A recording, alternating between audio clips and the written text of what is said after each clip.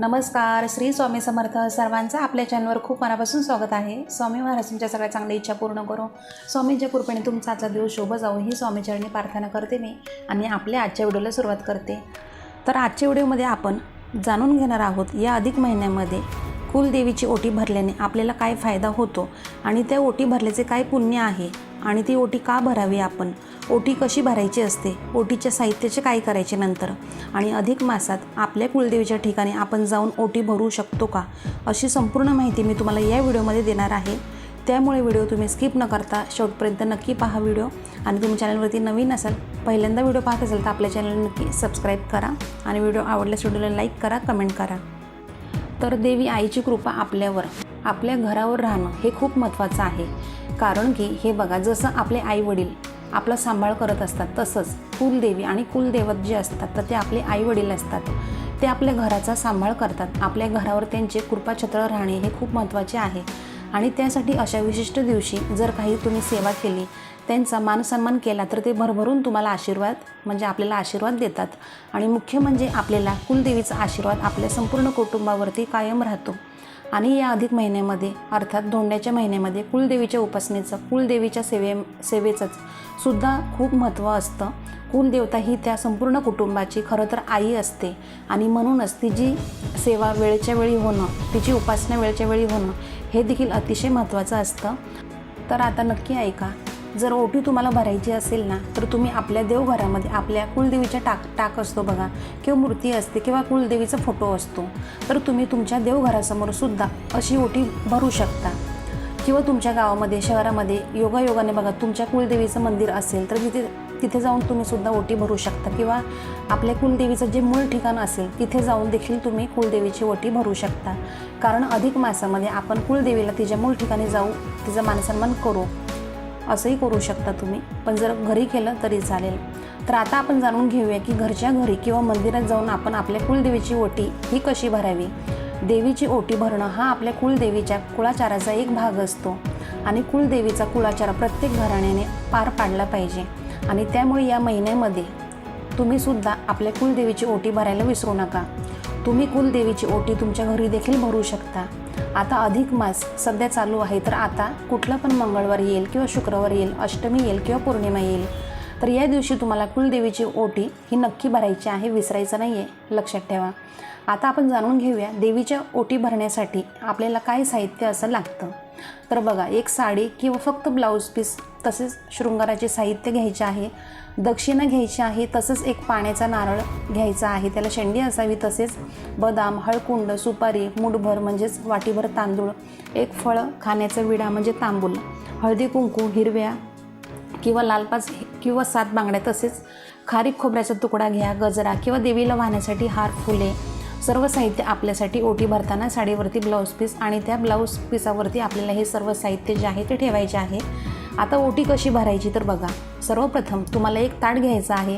ताटामध्ये तुम्हाला एक साडी ठेवायची आहे. शक्यतो देवीच्या ओटीमध्ये नऊवारी साडी ठेवली जाते, तर ती साडी बऱ्यापैकी तुम्हाला छान अशी उघडून ठेवायची. घडी आहे ती थोडीशी उघडून ठेवायची आहे. आणि देवीला जी आपण साडी अर्पण करतो ती सुती किंवा रेशमी असावी. कारण बघा, सुती आणि रेशमी धाग्यामध्ये देवतांकडून येणाऱ्या सात्विक लहरी ग्रहण करण्यासाठी, म्हणजे त्या लहरी ग्रहण करण्याची, धरून ठेवण्याची क्षमता जी असते तर ती इतर धाग्यांपेक्षा, इतर धाग्यांच्या तुलनेमध्ये जास्त असते. म्हणूनच देवीच्या ओटीसाठी साडी नऊवारी आणि ती रेशमी किंवा सुती असावी, काठपदराची असावी. किंवा तुम्ही खण देत असाल तर म्हणजे ब्लाऊज पीस देत असाल तर ब्लाऊज पीस पण शक्यतो अशाच पद्धतीचा असावा, जसं की रेशमी, सुती वगैरे, आणि थोडासा काठ असलेला देखील. आता यानंतर दुसरी गोष्ट, साडीचा रंग जो आहे तर तो काळा किंवा निळा किंवा डार्क निळा अगदी असा नसावा. तुम्ही शक्यतो ओटीमध्ये बघा लाल, केशरी, पिवळा, हिरवा, गुलाबी अशा रंगांची साडी जी आहे तर ती तुम्ही म्हणजे निवडू शकता. तर एका ताटामध्ये आपल्याला अशी साडी जी आहे तर ती ठेवायची आहे. त्यानंतर त्याच्यावर आपल्याला खण ठेवायचा आहे, म्हणजे ब्लाऊज पीस ठेवायचा आहे. त्यानंतर संपूर्ण पाण्याने भरलेलं एक नारळ देखील आपल्याला ठेवायचा आहे. आणि त्यानंतर सुपारी, हळकुंड, बदाम आणि खारीक या गोष्टी तुम्हाला ठेवायच्या आहेत. आणि 1 रुपयाचं तुम्ही नाणं ठेवायचं आहे, म्हणजे तुमच्या यथाशक्तीनुसार तुम्ही 11 रुपये, 21 रुपये त्यामध्ये ठेवू शकता. किंवा बघा, तुमच्या यथाशक्तीनुसार तुम्ही ठेवू शकता, तुम्हाला जेवढी दक्षिणा ठेवायची तेवढी.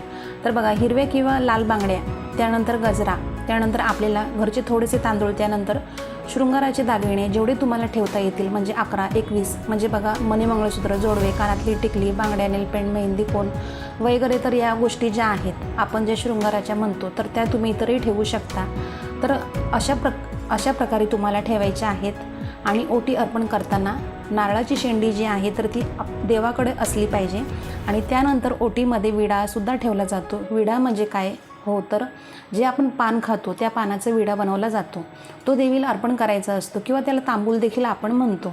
तर हा जो विडा आहे तर तो तुम्हाला जिथं देवीचं मंदिर असतं तिथे तुम्हाला हा विडा सहजासहजी मिळून जाईल. यासोबतच बघा तुम्हाला एक फळ पण त्यामध्ये ठेवायचं आहे. तर केळी म्हणा किंवा सफरचंद किंवा डाळिंब ठेवू शकता, म्हणजे तुम्हाला जे शक्य होईल ते तुम्ही ठेवू शकता. तर हे असं संपूर्ण ताट जे आहे तर अशा प्रकारे तयार झाल्यानंतर या ताटाला तुम्हाला प्रथम हळदी कुंकू अक्षता अर्पण करायचे आहेत. त्याचप्रमाणे जी ओटीची साडी, तसेच जे शृंगाराचे साहित्य आहे, तसेच जे ओटीचं साहित्य आहे तर त्या सर्वांना देखील हळदी कुंकू अर्पण करायचं आहे. आणि जे ताट आहे म्हणजे जी ओटी आहे ही पहिले आपल्या छातीला स्पर्श करायचा आहे. आणि मग त्यानंतर देवीच्या पायाजवळ आपल्याला ती अर्पण करायची आहे. देवीकडून चैतन्य मिळावे.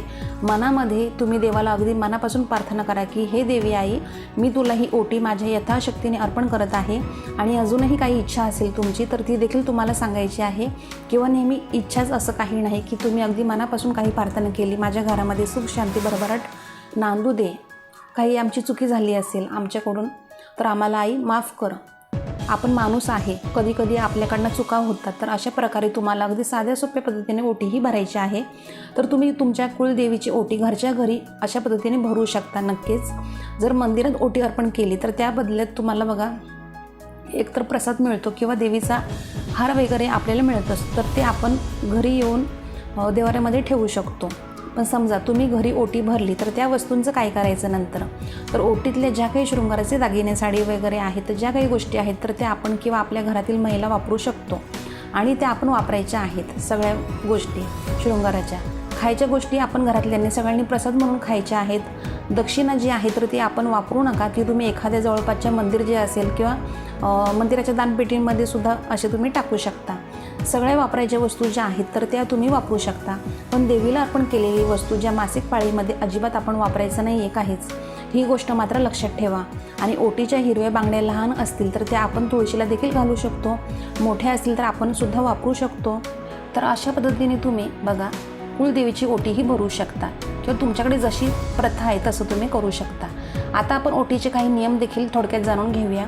ओटी आपण ज्यावेळेस भरतो तर काही गोष्टी आपण लक्षात ठेवूनच आपल्याला ओटीही भरायची असते. यथाशक्तीने तुम्ही ओटी भरा, पण ती मनापासून भरावी.